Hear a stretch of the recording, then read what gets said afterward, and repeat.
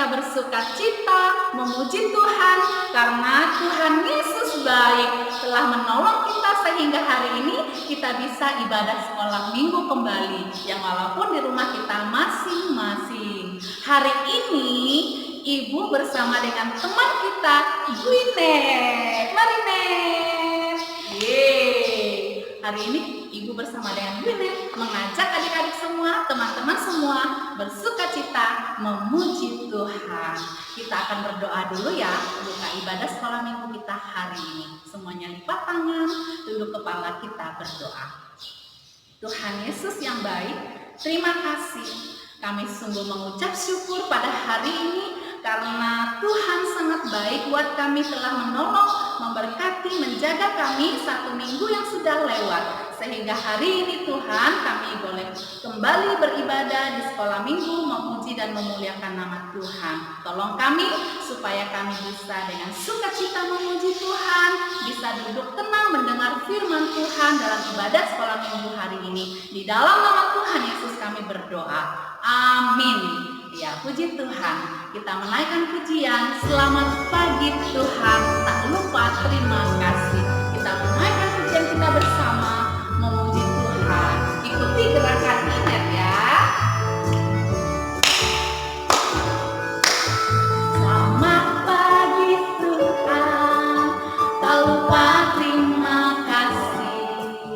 Tuhan yang pelihara kami setiap hari. Matahari bersinar, burung-burung bernyanyi, bertambah-tambah cintanya. Sekali lagi. Bapak terima kasih ya, yang pelihara kami setiap hari.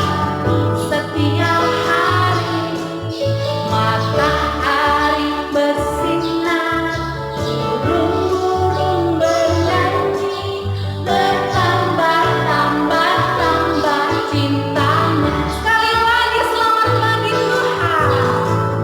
Ya, tak lupa terima kasih Tuhan. Tuhan yang pelihara kami setiap hari. Matahari bersinar, burung-burung bernyanyi, bertambah-tambah cintanya. Katakan matahari bersinar. Matahari bersinar, burung-burung bernyanyi, bertambah-tambah cintanya.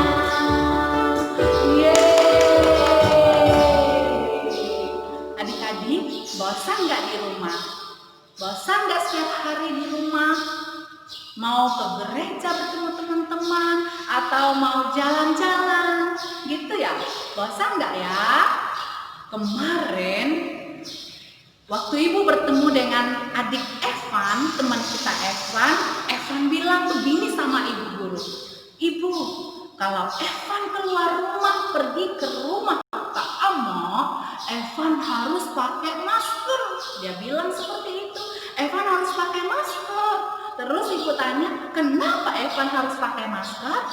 Karena kata Evan, di luar sana itu banyak sekali virus, banyak sekali bakteri. Makanya Evan harus pakai masker supaya Evan tidak sakit. Kata Evan seperti itu. Yeay, Evan pinter ya. Adik-adik juga, Ibu juga, kita semua juga harus pakai masker kalau keluar rumah, pergi rumah kakek, rumah saudara, rumah pergi keluar rumah seperti itu ya. Kita harus pakai masker supaya kita semua aman, kita semua sehat, dan Tuhan Yesus selalu menjaga kita. Berjalan senang. Kita menyanyi lagi ya, memuji Tuhan di mana-mana hatiku senang. Jangan bosan di rumah ya. Di rumah juga kita bisa memuji Tuhan. Ikuti gerakan Ines. Duduk senang, berjalan senang, di mana-mana hatiku senang.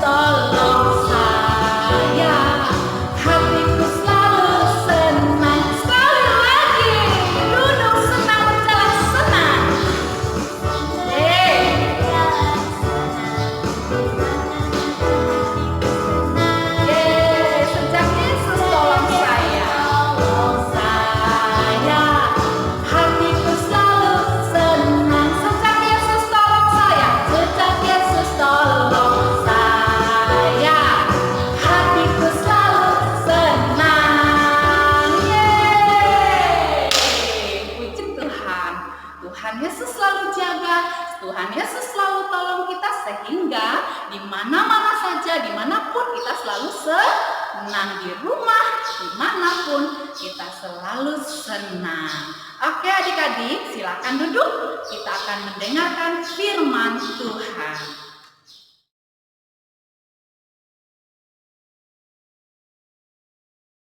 Hai, hari ini kita akan mendengar firman Tuhan yang Ibu ambil ceritanya dari Kejadian pasal 25 ayat 19 sampai ayat yang ke-34. Dan cerita ini menceritakan tentang kelahiran Esau dan Yakub, ya, dua anak kembar. Yeay! Siapa di sini yang anak kembar? Ada nggak? Ada ya? Ada ya? Iya. Cerita tentang Esau dan Yakub. Mereka ini adalah anak kembar. Nah, adik-adik, duduk tenang ya. Siap ya? Semangat ya. Kita akan mulai ceritanya. Bapak Abraham mempunyai anak bernama Ishak. Nah, 2 minggu lalu adik-adik sudah dengarkan cerita tentang Bapak Abraham dan anaknya Ishak yang disampaikan oleh Kakak Li? Sudah dengarkan? Nah, hari ini kita mendengar cerita tentang Ishak dan keluarganya.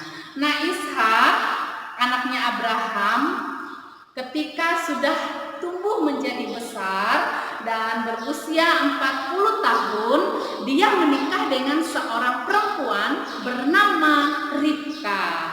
Iya, Ishak menikah dengan seorang perempuan bernama Ribka, dan mereka tinggal bersama di tanah Negeb. Ya, Ribka dan Ishak tinggal bersama di tanah Negeb. Mereka tinggal bersama, bersukacita bersama. Tetapi adik-adik, hati Ibu Ribka sangat sedih. Hati Ibu Ribka sedih. Kenapa Ibu Ribka sedih? Ia sedih karena dia tidak bisa memiliki anak. Iya, Ibu Ribka tidak bisa memiliki anak, jadi dia sangat sedih. Ibu Ribka sangat sedih. Nah, suaminya Bapak Ishak melihat kesedihan hati Ibu Ribka, lalu Ishak berdoa meminta kepada Tuhan. Ishak lalu berdoa dengan sungguh-sungguh, minta kepada Tuhan supaya Tuhan memberikan anak kepada Ribka. Iya. Nah, adik-adik, Tuhan mendengar doa Bapak Ishak. Wow, Tuhan mendengar.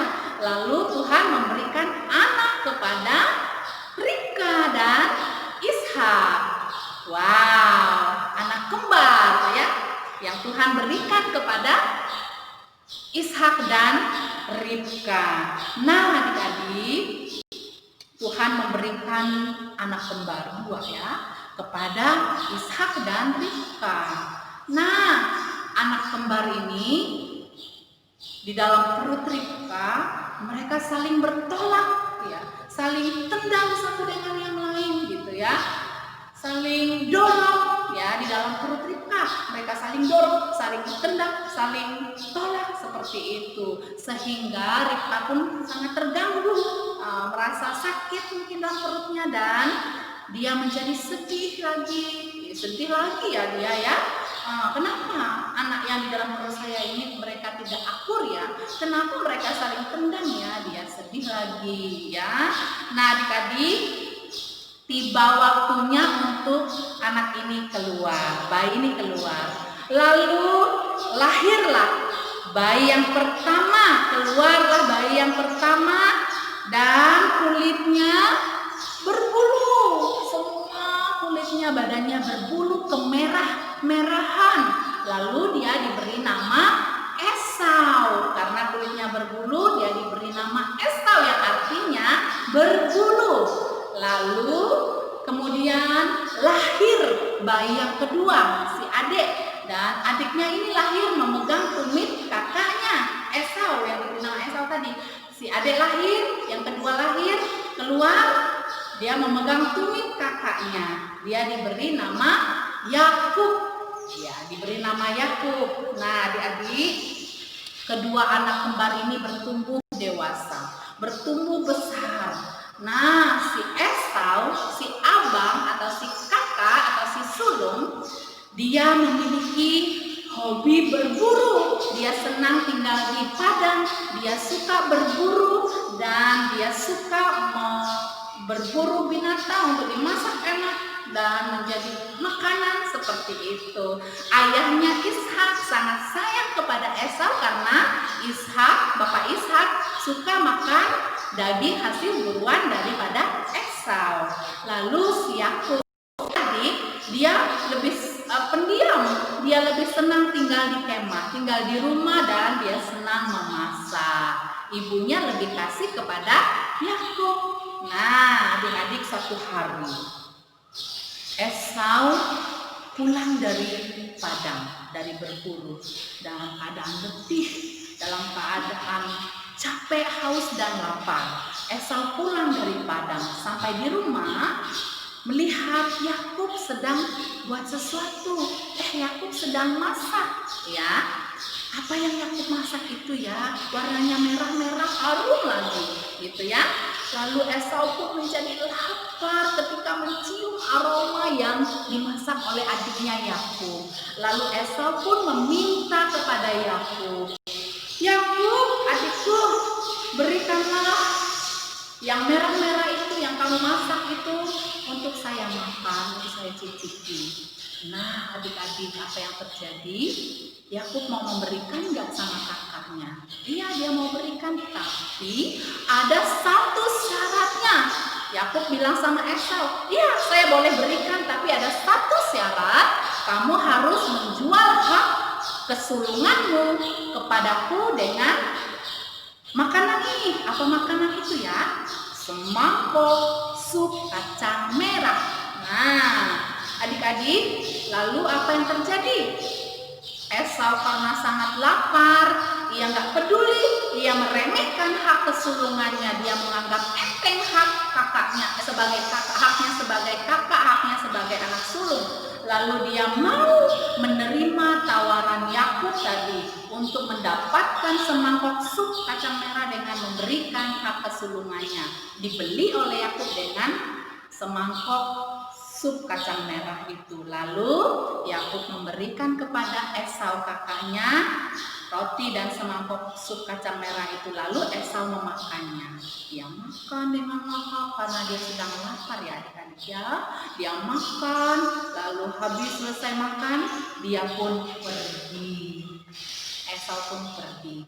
Dia tidak memperdulikan hak kesulungannya tadi. Dia tidak memperdulikan haknya sebagai anak sulung. Dia tidak memperdulikan berkat-berkatnya yang menjadi anak sulung. Tetapi Yakub sangat licik ya. Yakub sangat licik sekali. Dia memperdayai kakaknya Esau demi mendapatkan hak kesulungan kakaknya. Dia meminta supaya sup kacang merah yang ia masak itu ditukar oleh kakaknya Esau dengan hak kesulungan. Yakub licik sekali, dia menipu dan memperdayai kakaknya supaya dia mendapatkan hak kesulungan. Jadi akibatnya apa adik-adik? Akibatnya hubungan antara Yakub dan kakaknya Esau menjadi tidak baik, menjadi rusak. Hubungan mereka sebagai saudara kembar tidak baik dan mereka saling bermusuhan. Karena apa? Karena tadi Yakub karena ingin memiliki hak kesulungan kakaknya, dia memperdayai Esau, dia menipu Esau dengan caranya yang licik itu.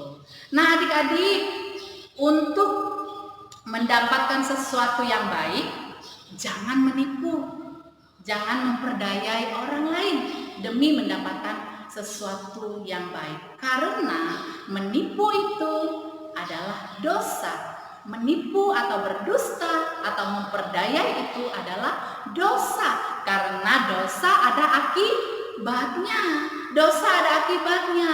Dikatakan di dalam Roma pasal 3, upah dosa, akibat dosa ialah maut.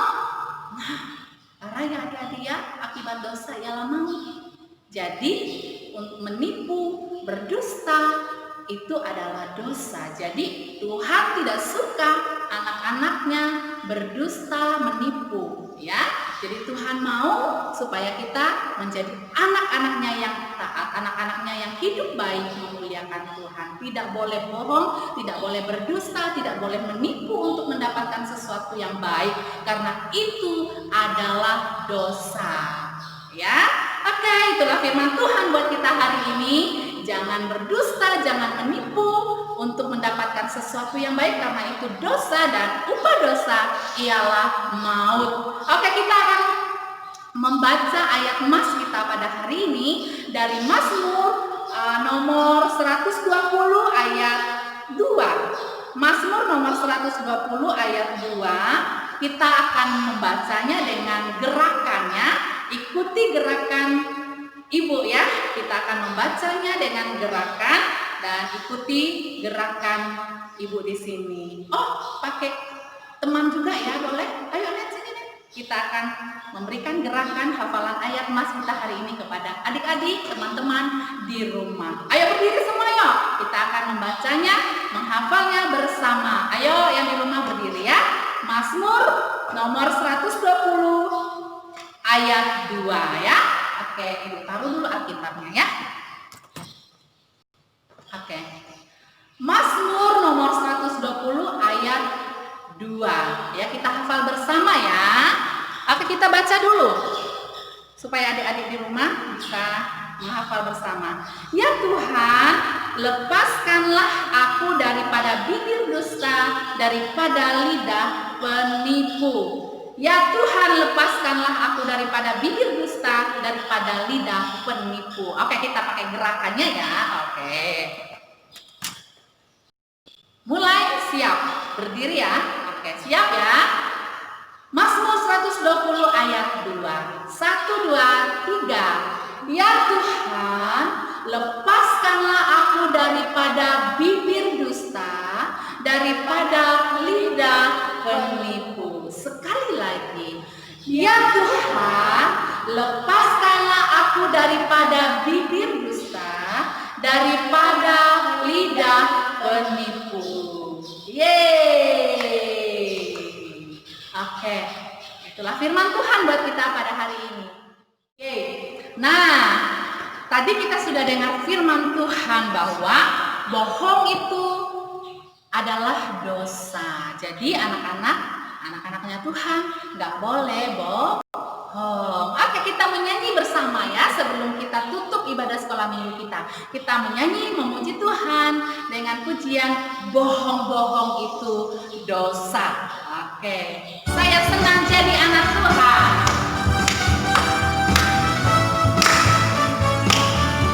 Ikuti gerakan ini. Saya senang jadi anak Tuhan. Jadi anak Tuhan, saya senang.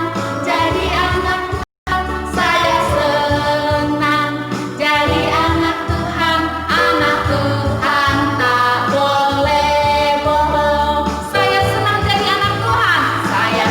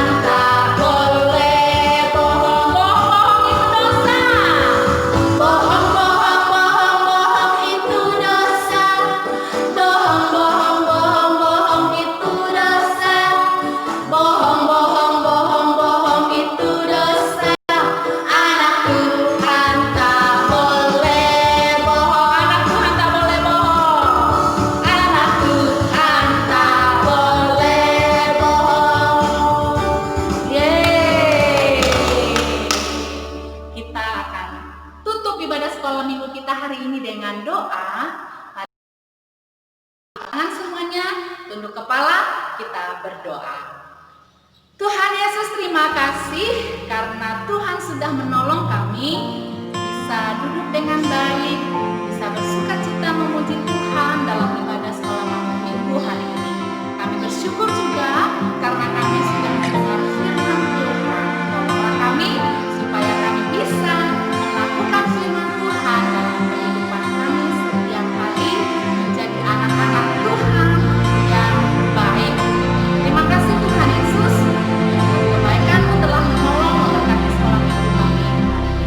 Di dalam nama Tuhan Yesus kami mengucap syukur. Haleluya. Kehidupanku dengan Sampai jumpa lagi di ibadah sekolah minggu Kau depan. Jangan lepas ya. rancangkan masa depanku penuh dengan harapan. Aku ada saat ini.